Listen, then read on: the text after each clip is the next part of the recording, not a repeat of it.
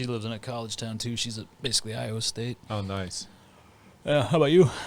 I've been in it for almost 15 years. Got in it when everybody was kind of getting out of it. Yeah. I was, 08. Yeah, 08. Yeah. Exactly. I hear you. Buy when everyone's selling. Right. It's funny seeing, they say that this business has an 89% turnover every 5 years. Really? Yeah. Wow. And we're seeing a lot of that. We're seeing a lot of new faces now that it's a thing, and everybody think it's easy money. You know? Yeah, sure. Yeah, I remember I was living in Myrtle Beach in 08, and I think the occupancy rate in the town was like 30% or something. Wow. It was crazy. Wow. A 2-bedroom on a golf course, like I think it was $750 a month. I mean, it was ridiculous. Yeah.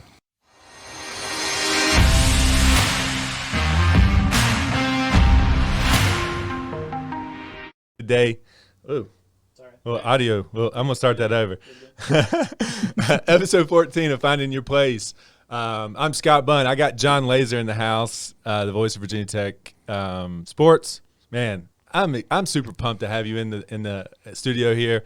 I can't believe you said yes. Like, we messaged you on Instagram, and you were like, "Hey, I'll do it," and I was like super pumped about it. So I appreciate you being here. Oh, absolutely. I love doing these things, particularly locally in town. I had no idea how extravagant this studio is. This is awesome. So glad to be here. Yeah, we put a lot of time, a lot of energy, a lot of sweat, a lot of money into it. So we wanted to be valuable to the community, and so we're just trying real hard. I'm taking inspiration. I mean, I got questions. I just got a lot of questions. I get into this, not having any experience, just wanting to have conversations with people.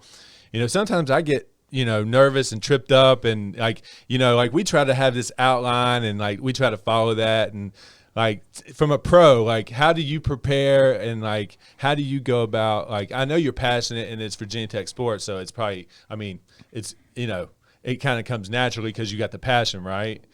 Well, I think the first thing is, and that's one of the reasons that I like to do a lot of these podcasts, and I think it surprised a lot of people when I say yes, is because, look, we all started somewhere, and the industry has changed so much since I got in it. There was no podcasting back then. There was no digital streaming and all these things that can get you experience and opportunity now, and I just think it's really cool because I thought back then when I was in my early 20s, you're kind of beating your head against the wall going, who should I contact, and how am I going to make this work? And you had to get so lucky, and I was fortunate to get that opportunity, and there's so many more people with talent and with ability that just need that experience. So that part's cool for me. In terms of this, I don't think there's any rhyme or reason to it, honestly. I prepared differently for our football podcast, which I do with our coordinators, than I do for our actual radio show, which is with head coach Justin Fuente or with head coach Mike Young. And some people, it just depends on the guest, and I'm fortunate where we're not changing it out every week, where you kind of get to know,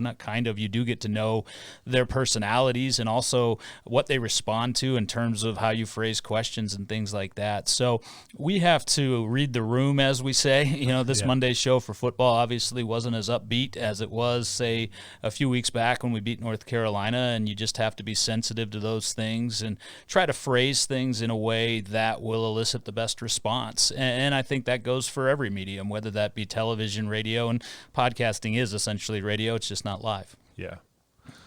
Yeah. I mean, it is. I've seen the TV show you do. I've obviously been a part of the radio broadcast, and have kind of followed Virginia Tech sports for 20 plus years. So it's just been pretty cool seeing you come on board and the excitement that you have with it and everything. Just take us back. Just tell us, how you got started and, your progression into being involved with Virginia Tech. Yeah, it's like anything else, tell God your plans and watch him laugh. And, I started out, I'm from Chicago originally, but grew up for the most part in Minneapolis area. I went to college with no interest really in the academic side of anything. I had a great time. That didn't lead to my parents wanting to support that all that much. So I think like a lot of people, I was in my early 20s and was just kind of lost. I knew what my talents were. No one had really challenged me at that point in terms of what are you going to do? And by luck, my mom found this broadcast-specific school just outside of Minneapolis called Brown College. I went there, and I had done a little bit of it in high school, but never serious. We were just kind of joking around, doing JV games for public access television because we weren't playing on the varsity. But I always felt I had a bit of a natural ability for it. To simplify the story, while I was there, you're required to go get an internship. I was fortunate enough. I emailed every host at KFAN, which is the huge sports station there, home of the NFL's Vikings, and it's changed a little bit. But at the time, they had the NBA and they had University of Minnesota. So I really learned everything about the business still that I know today from those people, and they were really gracious with opportunities. But I knew I wanted to do play-by-play, and certainly the Vikings weren't going to be calling for someone who had no experience, and you have to leave a major market in order to get reps. Back then, at least, like I say now, it's a little bit easier to get reps because there's so many games broadcast. But I wound up on a journey. It started in St. Cloud, Minnesota, in a collegiate summer wood bat league, baseball that is. Came back to St. Paul for a year in an independent league, and then got into minor league baseball. Wound up in Washington State. Just kept moving up, kind of half a rung on the ladder at a time. Moved to Pennsylvania the season following, then down to Myrtle Beach, to Montgomery, Alabama, in and out of organizations, Pirates, Braves, Rays, wound up in Richmond with some people I had worked with previously in the Giants organization, and was there for 5.5 years. I was very fortunate because that was when VCU basketball took off, and Shaka Smart just out of nowhere led them to the Final Four. They had needed someone to call women's basketball that year. I stepped in. Then when they raised their level of stature, they wanted to broadcast on television all of their games. They didn't have anybody. They only had the radio guy. So right place, right time. That wound up raising my profile enough, and there were so many Hokie supporters in Richmond and alumni in Richmond. I actually had some natural ties when Bill announced that he was leaving, and I was kind of a dark horse candidate for the job, but had a lot of support. Eventually received the job, and then kind of went to work transitioning and I think modernizing what tech does. It was so dominant for years, but the business has changed so rapidly. Those were the big challenges when I got here. How, Virginia Tech has gone through a transition. We're not, they're not, the Frank Beamer Hokies, the we got to win 10 games type. Like, how do you feel about the atmosphere in Blacksburg right now? How do you feel, like in the stadium, seeing the fans come back, like how's that been? Like, just take us through Virginia Tech season 2021, pretty much.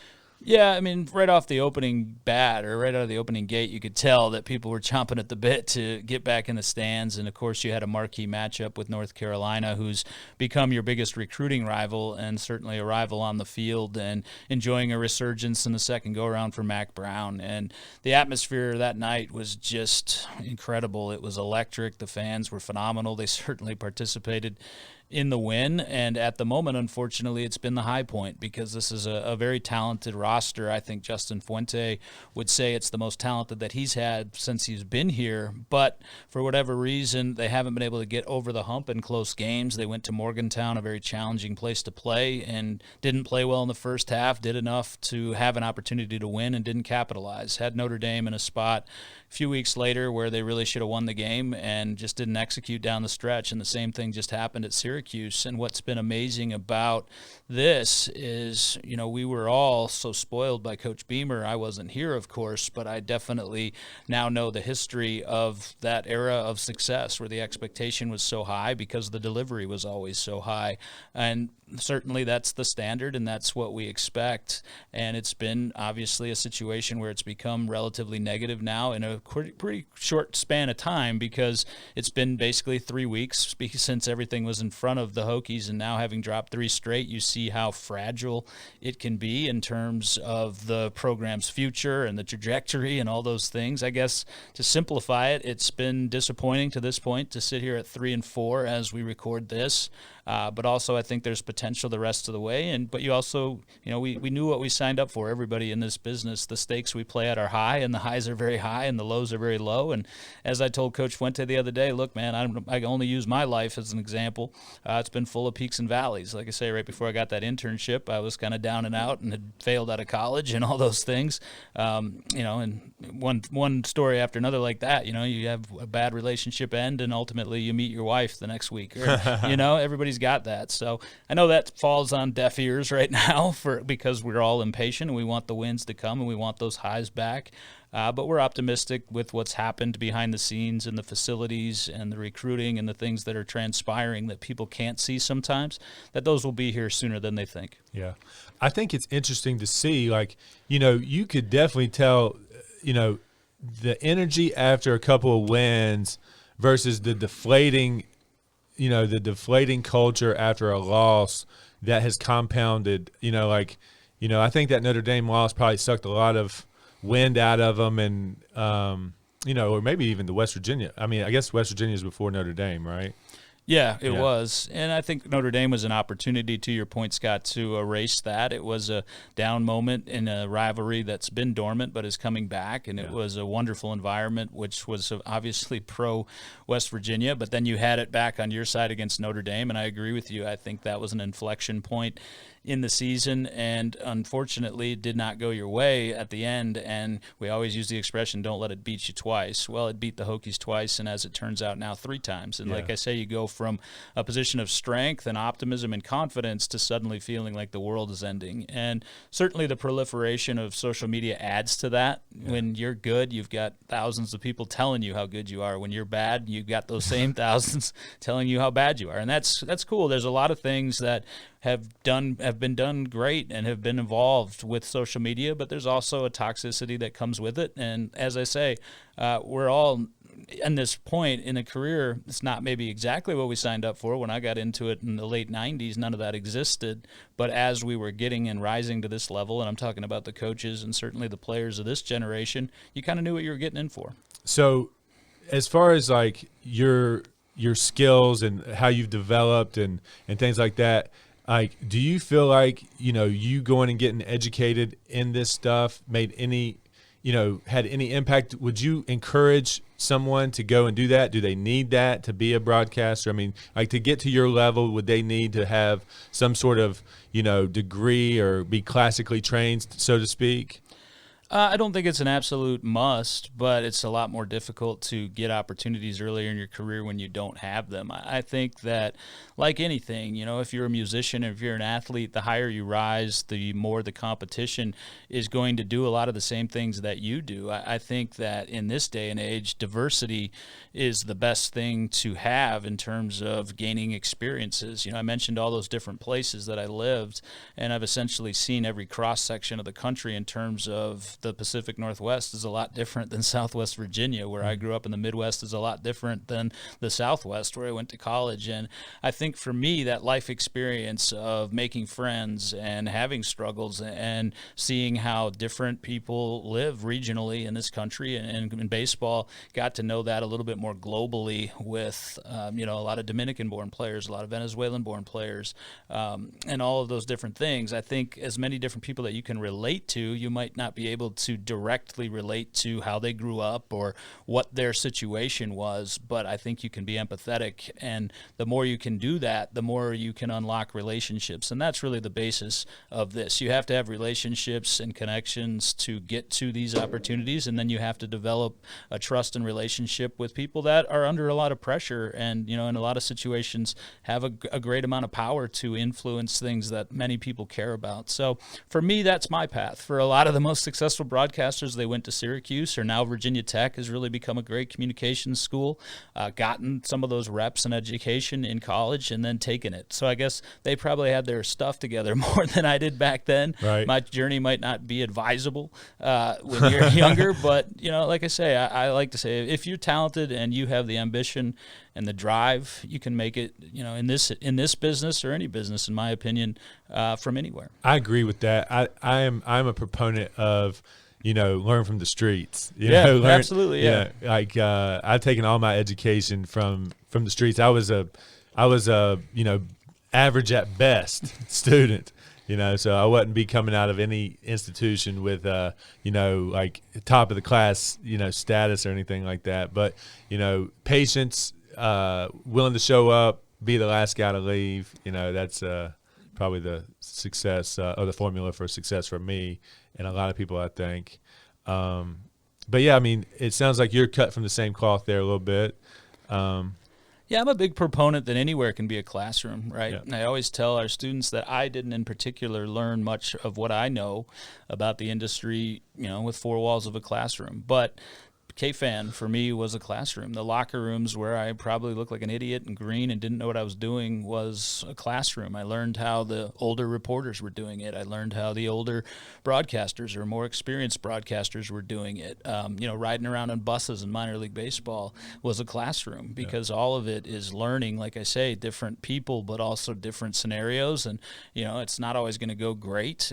And, you'll have winning teams and losing teams and mediocre teams, and managers are coaches that are jerks, and managers are coaches that turn out to be your best friends, and the same with players. So if you're learning, and like to your point, you're showing up every day, and you have some talent, but you're willing to work hard and realize that talent is not going to get you there alone, then like I say, the degree, I know this makes it sound like, hey, don't go to school. That's not what I mean at all. I'm just saying, even if you do go to school, you still have to do those things. And that's what I preach to our students now is, when you get out of here, that's the starting point. You're not a finished product. And neither am I. I'm 42 years old now, and I still feel like I'm a lot better now than I was even when I got here or when I had been here for 3 years. And once that stops, then it'll probably stop providing the adrenaline rush that it does. Right. I just want to hear some stories, if that's okay. Sure. I know you guys travel a lot. You have to be at a lot of different events and a lot of different venues. Like, take us through the craziest week you had to, I'm not sure if it was the Final Four or the basketball stuff. Like, I know there's a lot of basketball games, and there's mixed up with football, or you commentate on other things for Virginia Tech too, right? Yeah, absolutely. We're entering in the next couple of weeks crossover season, as we call it, where football is a big enough beast by itself in terms of preparation and how you get from one game to the next. This week we're traveling to Atlanta, so that involves obviously the logistics of just getting our crew of 7 there, figuring out where we're staying, getting to the stadium. Their stadium logistically sets up quite a bit differently than Lane Stadium does. You have to have relationships with the guys on the equipment truck, and when are they getting there, and how are they hauling your stuff, and when do you need it, and those, some of the mundane sounding details that ultimately, when you go and you do it well and you win, make it amazing. But in terms of a story, the craziest week I think I've ever had in this business was the battle at Bristol, which was Justin Fuente's first year, so 2016. It was my second year, and that game had been on the books for quite some time, and they were essentially going to convert a raceway into a football stadium and have the largest crowd ever. Well, that comes with its challenges because football stadiums are built with accommodating football in mind. A racetrack is not. So we did a site visit. That game didn't happen until September. We did a site visit. At the time, my assistant and I went down, and they said, "This is your booth." And we looked at it, and it was 3 levels back from the window to the track, which was about 4 times farther away. And I'm like, no, this isn't going to work. We need to do something about this. And it wasn't their fault. Again, they just didn't exactly know what our specifications were. So long story short, they had to build us a booth. And to do that, they installed a wall and split an existing suite into 2 different booths. And then for our post-game show, we do it from down in the locker room. Well, there is no locker room. The locker room for the Hokies was the tire barn, basically. So they did a good job putting lockers and stuff in there. But for those that don't know, we do that through what we call dry pairs, which are basically straight, almost like a phone line from a tin can to a tin can. And we have those installed at Lane Stadium and every stadium that we go to. Sometimes there's glitches with it, and then there might be a problem that needs to be fixed. Well, Bristol's so massive, and now we're trying to put the end point to that in a closet outside of that tire barn. So the phone company is who installs that. Well, here, for example, it's a straight shot, the line. There, they had to ping it off 6 different towers. So he and I spent 2 days literally walking back and forth through Bristol Motor Speedway. They have this tunnel underneath that you can get from the track to the concourse. And we eventually got a team of 3, and my engineer's up in the booth, all for one interview post-game we're doing this. So normally For example, this week we'll get to Atlanta Friday for a Saturday game. There we got there Wednesday for a Saturday game, and we're there for 3 consecutive days and still almost didn't get on the air. Wow. And then ultimately you do, and even though the Hokies lost, it was this huge sense of relief. But so that was pretty chaotic from a technical perspective for that one in particular. I remember talking to Whit Babcock, our athletic director. He said that was great. I hope we never do it again. That's hilarious. All right, so when's basketball get going, and how do we feel about Virginia Tech basketball this year? Yeah, I actually just drove here straight from basketball practice. They're under 2 weeks.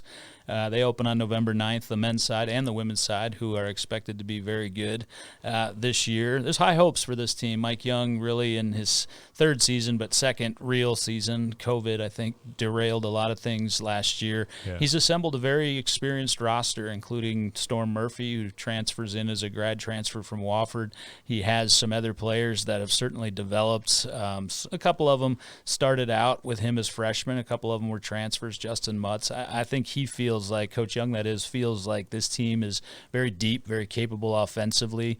The things that they're going to need to shore up defensively and rebounding the basketball. And the ACC is always brutal, so you kind of just charge ahead and hope that you get breaks and hope that you stay healthy. But I think going into the season, there's a lot of reason for optimism. I think it's clear to say that he's exceeded expectations to this point, don't you think? Yeah, he has, and I think one of those reasons is that he was the perfect choice from a personality standpoint, being from Radford and really understanding this region and the people, and grew up a Hokie fan. And I've discovered since getting here that they will find you out very quickly if you're not a sincere person. And essentially what Hokies are looking for, and it translates to Blacksburg in this region as well, is just authenticity. And, I think a lot of people look at me and they go, he's not refined. He's not sophisticated. Now, I can drink some wine with you too, but I'll also go have a Bud Light or a shot of bourbon. And I think there's an appreciation for that. And that's who Mike Young is. I go to PK's or wherever on Friday night before the game, and it's a very good chance I'm going to see him and his wife. And they're not out there as some publicity stunt. They're out there because he wants a couple cold beers and a pizza. So, nice.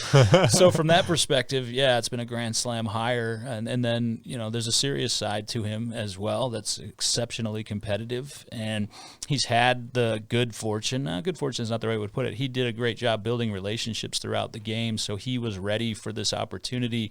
When you say, oh, you raised a level, sure, you did, but those connections in that world, basketball and college athletics as a whole, is so small that when you're as universally respected as he is, you can get kids to come here, and he's been able to do that. And also the ties to some of the guys that he coached at Wofford, Keve Aluma, Hunter Couture, and now Storm Murphy, have really helped him springboard back, because Buzz Williams left the cupboard pretty bare when he left, and I think that's why people thought he'd be starting over. And to your point, he's exceeded expectations by not having to do that, getting back to the tournament last year, expected to be a tournament team again this year. The real challenge, though, will come with the recruiting classes that he's about to bring in, because that will be his Virginia Tech recruiting classes, and I have every confidence that he'll be successful at it. Yeah. I love the full circle story. I love he's a local guy. He went off. He went off into the world. He created something for himself. He had a nice life. He didn't have to take the risk. He could have just been there, but he got to come home. He got to come home. He got to get with the a great school. He can continue to do the things that he's passionate about where he grew up. I love that story.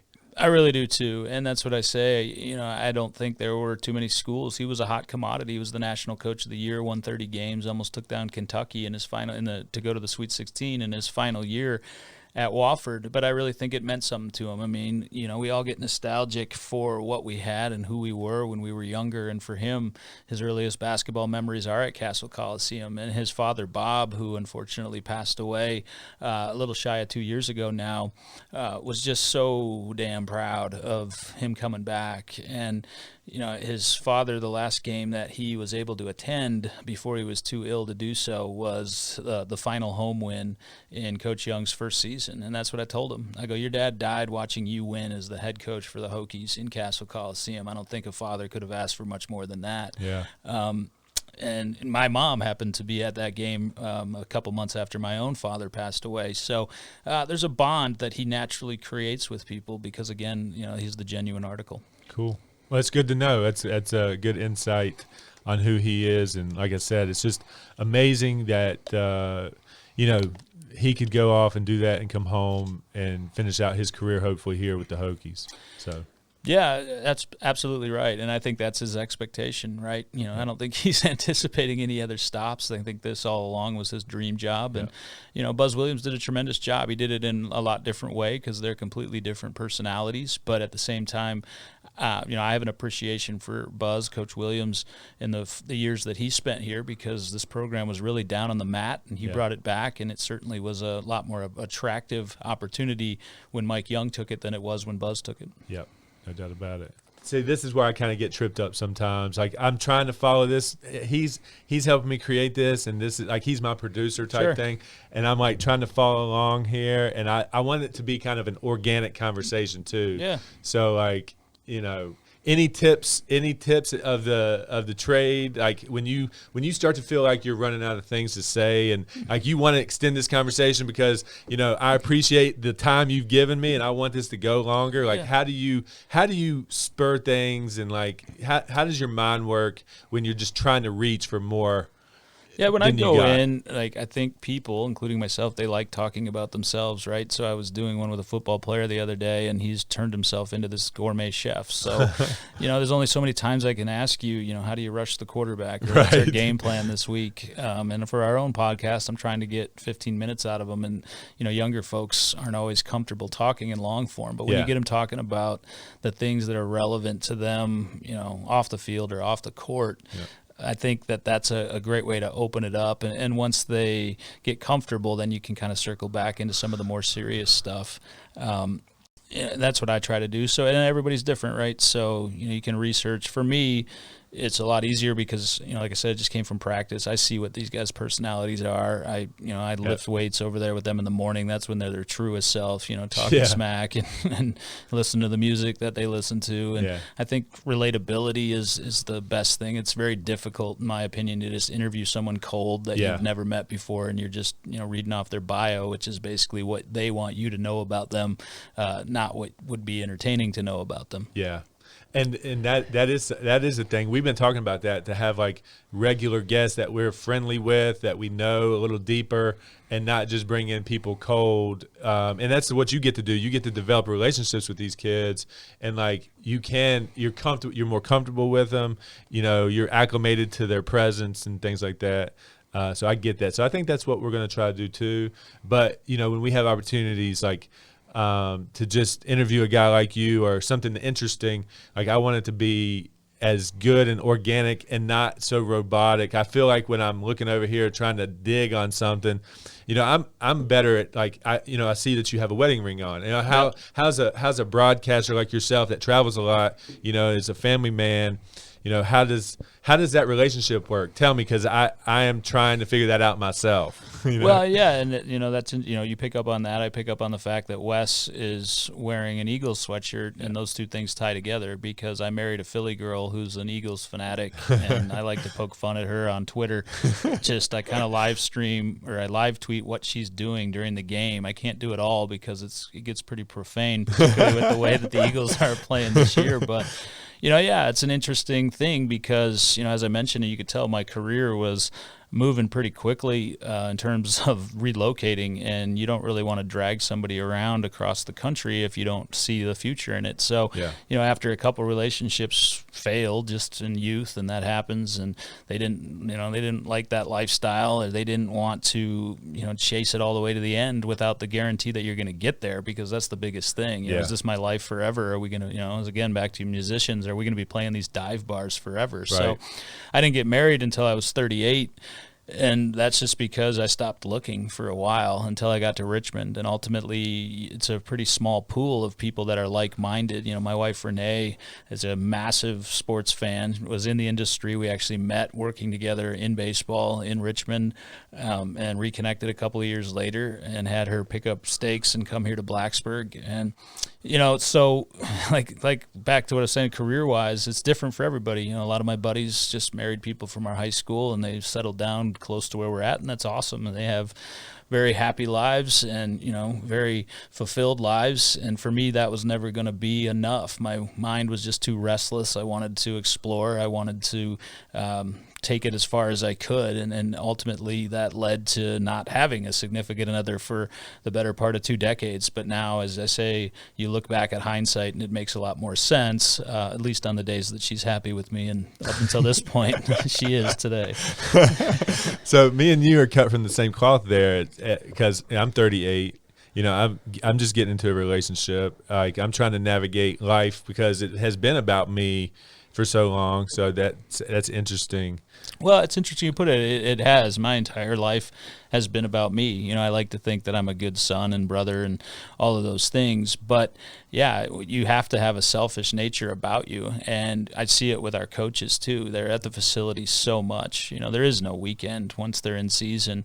Yeah. Our coaches show for Justin Fuentes 3 daughters, and that's probably when they come up during the commercial breaks and they've got their homework and, they show him. And he's a phenomenal father.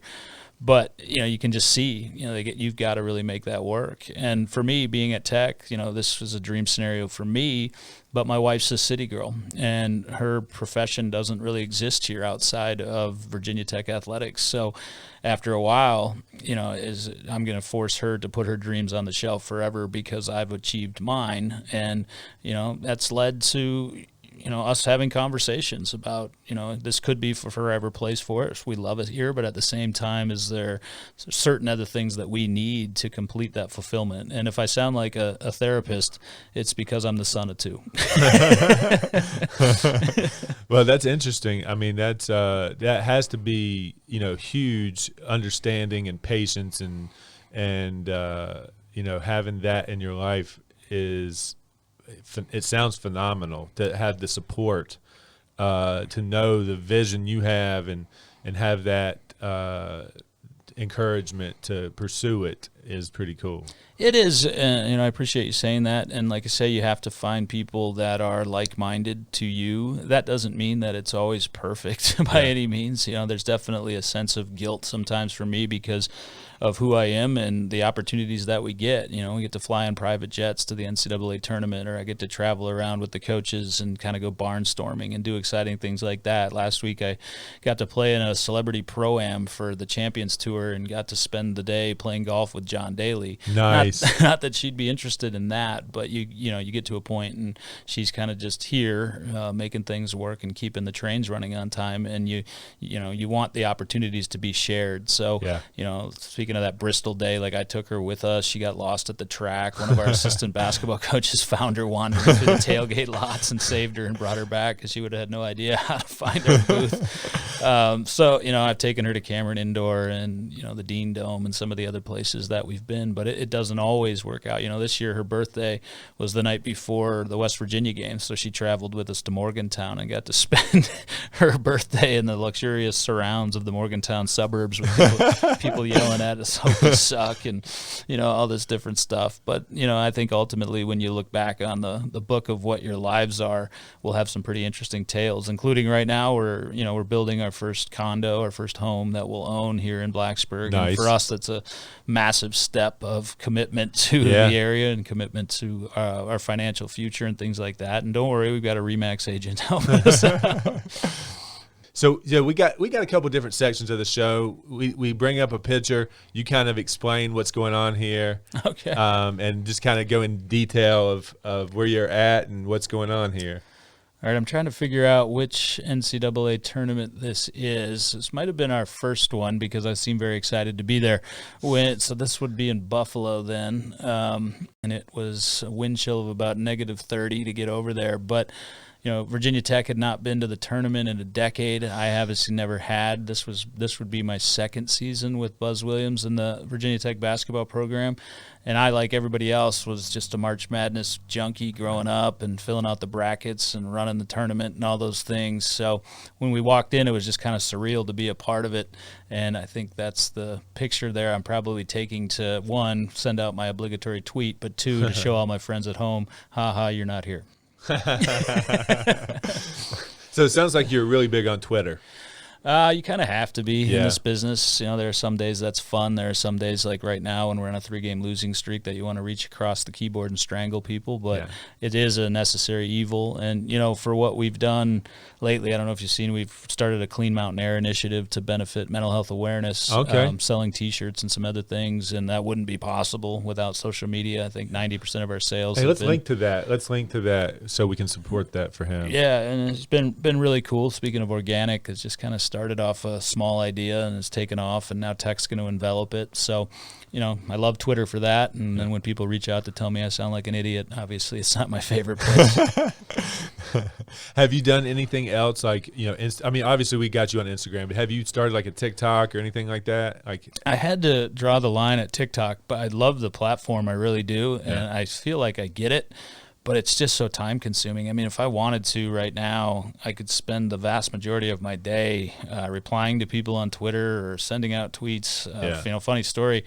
My wife talked me into Instagram a few years back, and I said, that's fine and dandy, but you're running it. So my Instagram or my IG game is not nearly as good as Twitter. Twitter, to me, like, I like being able to express, and that's obviously more of a visual medium. So I'll be like, hey, look at this sweet picture. And she's like, no, it's not gram worthy. So we don't post on there nearly as much. Right. I've gotten to the point where I don't do anything on Facebook except, just scroll it sometimes and see what my old friends are up to. And it's become kind of a Virginia Tech fan site because all my friends are Hokie fans, which is fine. But it's kind of a hodgepodge of like people I went to high school with and, people that are caring and listening about the game. But yeah, I'm going to have to get on TikTok, I'm sure, at some point. What I would like to see is like, cap it at 3. So like, I never did Snapchat either. So I'm really happy that's kind of fading away. Yeah. Because that's what I said. I'm like, one of these is going to cannibalize the other because there's just not enough hours in the day to do it all unless that's all you do. Unless you have dedicated people to hire to have it do it for you. Yeah, exactly. Yeah. And if you get to that point, then you probably got the blue check and all those things. We're trying to earn the blue check. They won't give it to me on Twitter. It's amazing. I've been campaigning and no shot. And whereas your local sports anchor in Biloxi, they hire him the first day. They're like, oh, you get a check. Like, all right, whatever. Oh, man. Well, I really appreciate you being here. I would love to have you back if there's something that happens that's relevant to, us talking again. And I don't know, it's just yeah, man, anytime. It's fun, and I live right down the road, and I used to get my taxes done here when it was Jackson Hewitt. Right, so you were in here doing the taxes. Yeah, I was in here to tell me how much money I owed. Right on. Well, I guess I'll just wrap it up here.